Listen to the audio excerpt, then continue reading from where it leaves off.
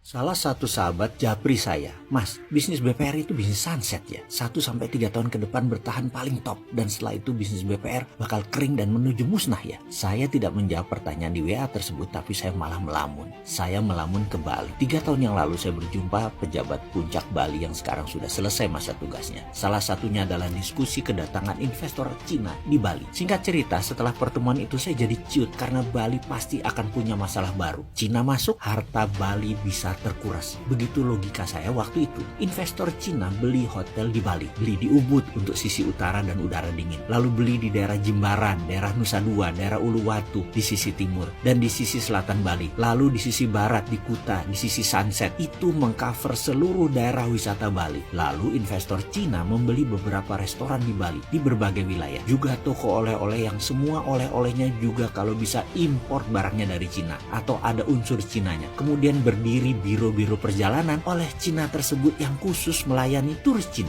Mulai dari turun pesawat, naik bus, ke hotel, makan di restoran, sampai oleh-oleh, lalu balik lagi ke bandara dan ke pesawat ke Cina. Semuanya datang dari poin-poinnya adalah milik mereka sendiri, milik Cina. Mereka membayar pakai Alipay. Jadi sebenarnya duit tidak beredar keluar dari Cina. Hanya buat OPEX, operation expenditure di Bali saja uangnya keluar. Bayar gaji karyawan dan membeli bahan supplier hotel dan restoran saja. Tidak lebih 20% dari nilai turis tadi spending. Sisanya balik ke Cina lagi. Pintar ya Cina? Atau kita yang geblek? Kita perdalam khususnya Alipay yang muter balik uang ke Cina Tiongkok semuanya. Bagi Cina, Alipay adalah cara untuk uang tetap beredar di Cina walaupun warganya keluar dari Cina. Dan bagi pengusaha Cina penting untuk membuat ekosistem uang Cina beredar tadi. Beli aset dari hulu ke hilir. Jadi Indonesia yang dipakai itu hanya kedapatan 20%. Indonesia dapat apa lagi? Ya dapat tai sama kencingnya orang Cina Tiongkok tadi. Dah itu doang. Alipay sekali lagi adalah alat bayar digital